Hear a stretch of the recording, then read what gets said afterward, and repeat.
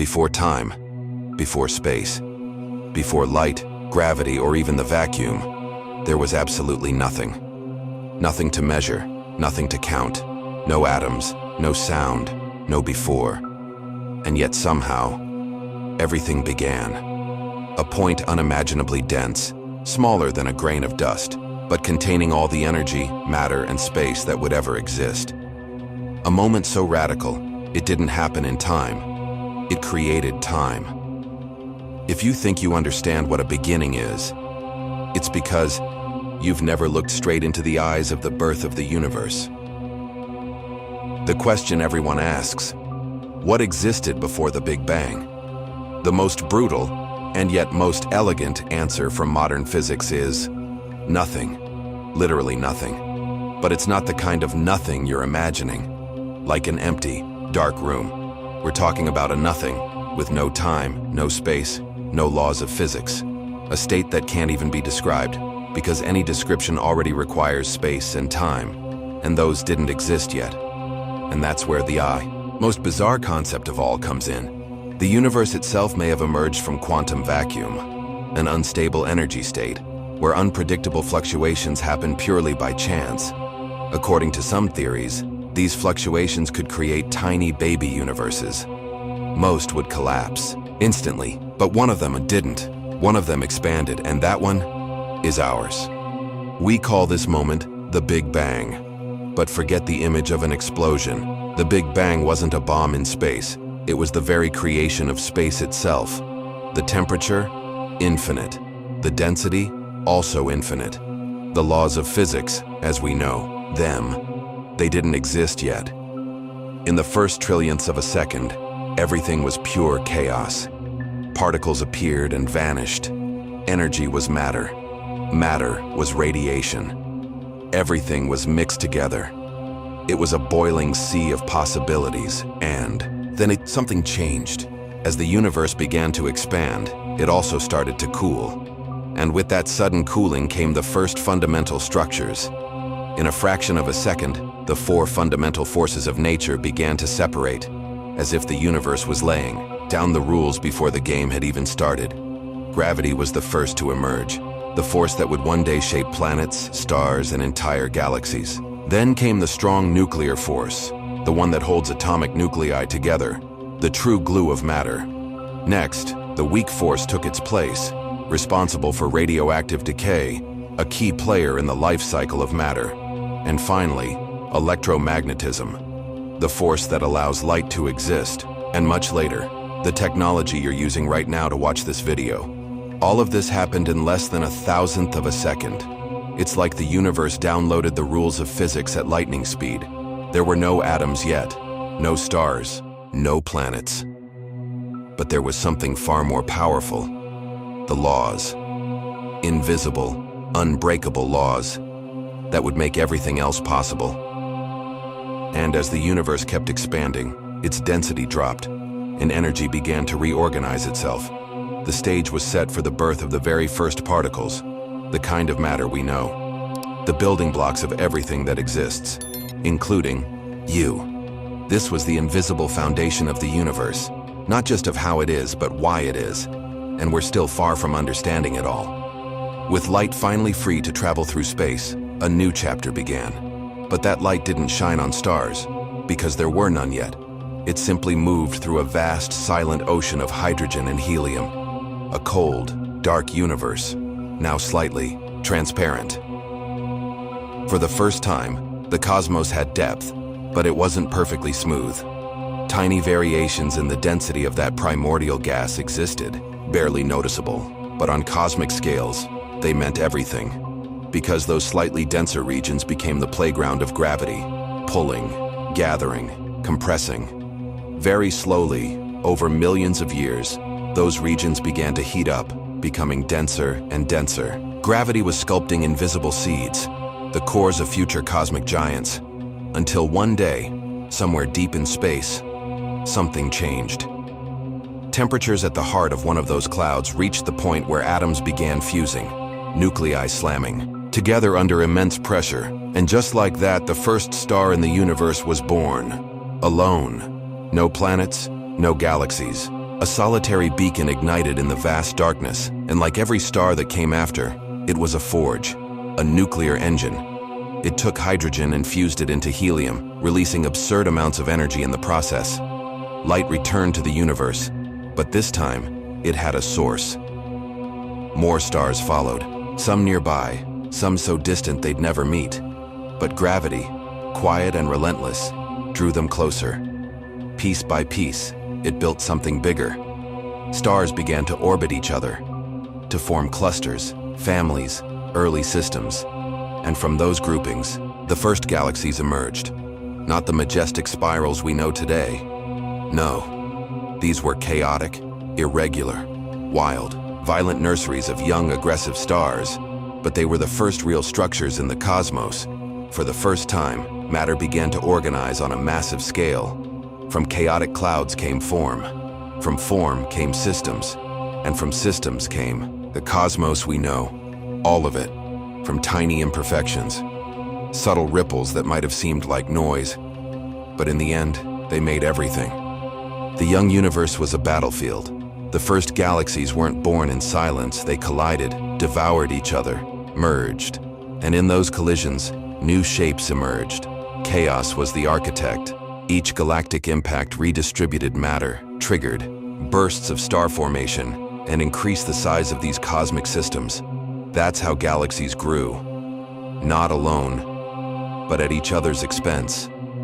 At the same time, deep within the newborn stars, something extraordinary was happening. These stars, much bigger and hotter than the ones we see today, were unstable and short-lived. In their cores, they fused elements, not just hydrogen into helium like normal stars, but heavier and heavier elements, carbon, oxygen, magnesium, until they reached iron. And then, everything changed.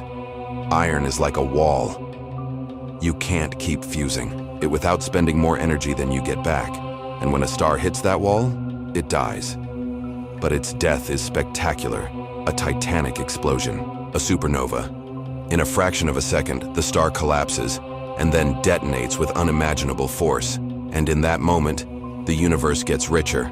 Gold, platinum, uranium, lead, all those elements, and many more, are forged in that final fire. These explosions scatter matter across forming galaxies, and that matter becomes fuel for new stars, new planets, and eventually, life. Meanwhile, some stars didn't just explode, they collapsed completely, becoming black holes, invisible monsters that started living at the centers of many galaxies. These supermassive black holes became the gravitational anchors of entire systems. Around them, stars orbited. Gas spiraled in blazing disks.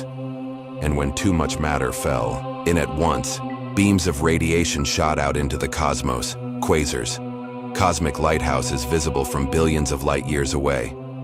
In less than 2 billion years, the universe was already everything, except calm. It was violent, bright, turbulent, but it was taking shape. The first spiral galaxies were emerging. The Milky Way was one of them, still young, still growing. And in this scene of chaos and creation, our future was already written, at least in part, because the ingredients were ready. The galaxies were in place, and somewhere in a distant arm of the universe, inside a modest spiral galaxy, a third-generation star was about to be born. But that is a story for later. In a random corner of the galaxy, far from the bright and chaotic center, a cloud of gas began to collapse. It was just one among billions. But this time, something different happened. Gravity pulled everything fiercely toward the center.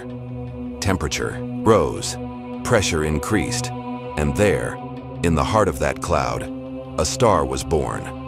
The sun. It didn't happen overnight. It took tens of millions of years. But when it finally ignited, the sun became a small, stable furnace in the middle of the ball, cosmic chaos. Around it, the leftover debris started spinning, dust and rocks colliding, sticking together, merging. It was a cosmic ballet, violent, yet necessary. In no time, larger blocks began to form, planetesimals. Some became gas giants like Jupiter and Saturn. Others stayed smaller and rocky, like Earth and Mars, but that wasn't all. Among the chaos, there were asteroids, comets, moons in formation, a whole solar system being born from scratch. And here's the most astonishing part. The elements that make up Earth, iron, carbon, oxygen, came from long-dead stars. You are literally made of recycled stardust. Every atom in your body had a violent, explosive, ancient origin, and yet it reorganized into something that thinks, that feels, that creates.